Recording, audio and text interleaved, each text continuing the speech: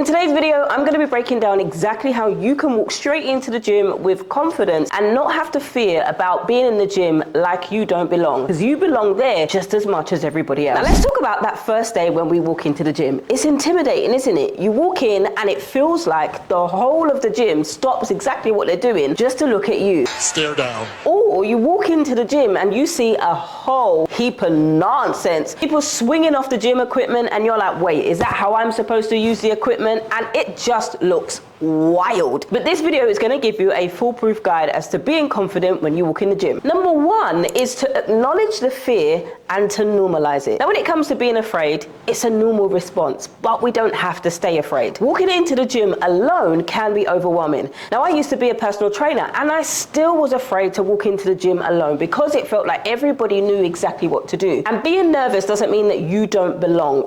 It just means that you're not. Everybody has that feeling when they're walking into something new, a new job, a new house, a new car. Number two, prepare before you go. So the key to confidence is preparing. Before you even step into the gym, you need a game plan. So choose 3 to 4 exercises that you know that you're going to do. Now, I know there are apps out there at the moment that will be doing 20 million exercises in their app. Now, if you're a beginner, you do not need to do 20 million exercises to exhaust your body for 5 days straight, and then you feel like a failure on day 6 because you're so exhausted and your muscles are so tired. You can't possibly go to the gym on day 7. Now, another tip, before you even lift up a weight at all, get your form on check. Now, one of the things that I learned and earlier on in my fitness journey is to use your body weight first. You might feel silly going to the gym and just using body weight. Listen, don't worry about nobody else. You're getting your form right, because if you pick up that weight and you injure yourself, you're not going to be able to go to the gym. If you're somebody who hasn't been to the gym in years, 2.5 kg dumbbell is going to be heavy for you. So you're starting off slow, starting off in your lane,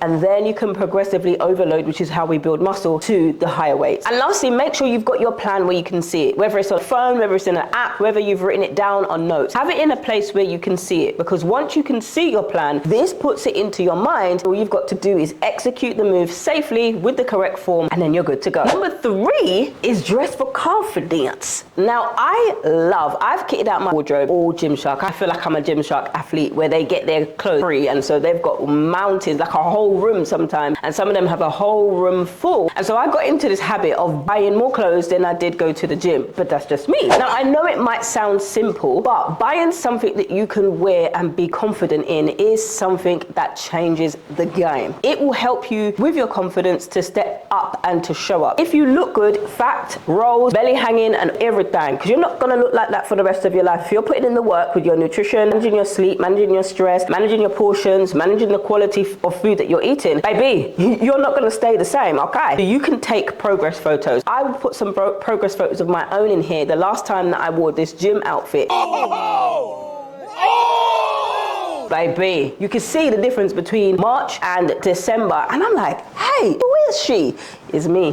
That's because I actually replicate the same outfit with the same outfit, the same color, so you can see the difference that you've made. But if you rock up in a piece of gym wear you love and that makes you feel good, even if you have got fat rolls and jiggly arms, it doesn't matter. The point is, you're walking into the gym owning how you look now, they're gonna change. I can guarantee you. Number 4 is start in the right spot. Now, in January, there is an influx of people who want to join the gym, and you might be one of them. Also, one other tip that I can give you, if the free weights seem intimidating, so the dumbbells and stuff, if you're like, wait, how on earth do I pick this up? This is way too heavy. I'm embarrassing myself. I can't pick this up. Start with the machine. The machines add an extra level of resistance, and you might think, oh, I'm only lifting 4 kg. Listen, when you get to rep number 8, you finish.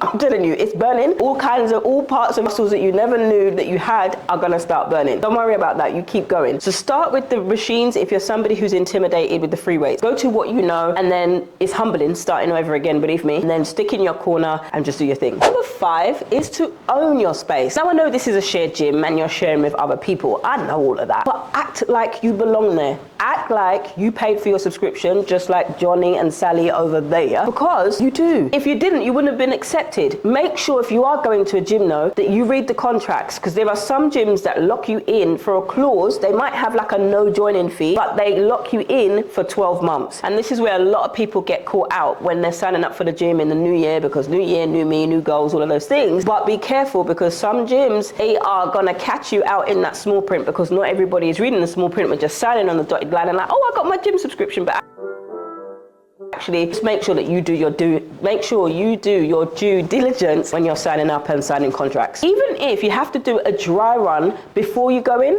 do the same. I used to do the same. I signed up to a new gym. I don't know the layout of the land. Wait, what am I doing? I don't know what it looks like. I don't know where the equipment is. So what I did is I went in a little bit earlier than my session to get familiarized, and I spoke to one of the personal trainers actually. So he took me around the whole gym. Basically, I had an induction without it being booked. So that really helped re-strengthen my body and get my body back to the strength that it is now. So I've come away from the gym and I've come up to being at home now. So I can do my free weights at home and do what I need to do with resistance bands, and baby, they burn just as much as they do in the gym. And one thing I'm going to tell you is, when it comes to you picking up and setting up your weights, nobody is judging you as much as you judge you. We're our own worst critic, right? And sometimes we end up judging ourselves way worse than what anyone else does. Number 6, what do you do if you feel a little bit lost? Use your safety net. Pull up your phone, check your plan. If you're following in an app, check what they're doing in the form. And remember, always start off without the weight. Get yourself a broomstick. Imagine the broomstick is here. And then, so when I say form,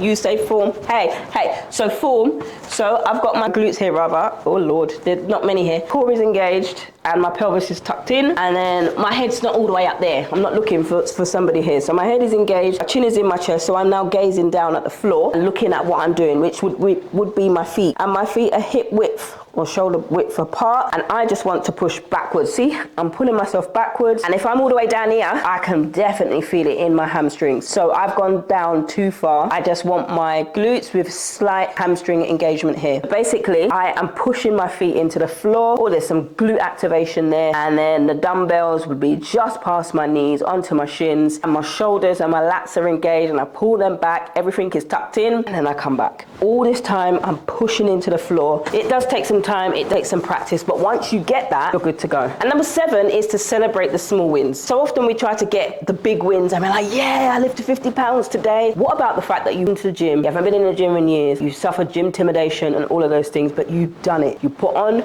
your best gym outfit, you feel good, you look good. That's a small win. You walked into the gym alone, you stuck to your plan, and you killed it. You smashed that workout. Let's do the same thing again tomorrow, rest day in between, and then do the same thing the 2 days after, or whatever your workout split is. Every time that you show up, it gets that little bit easier. And before you know it, walking in the gym will feel just as easy as it is to walk into your own kitchen. So, are you ready for your first step? Let me know in the comments, what was the most thing that you were nervous about when walking into the gym, and how do you feel now that you've overcome it? Remember, the hardest part is showing up. Once you've done that, then it gets a little bit better. That's all we've got for today's video. Don't forget to watch the rest of the videos in the series to help you prepare to get into the gym in 2025 and beyond.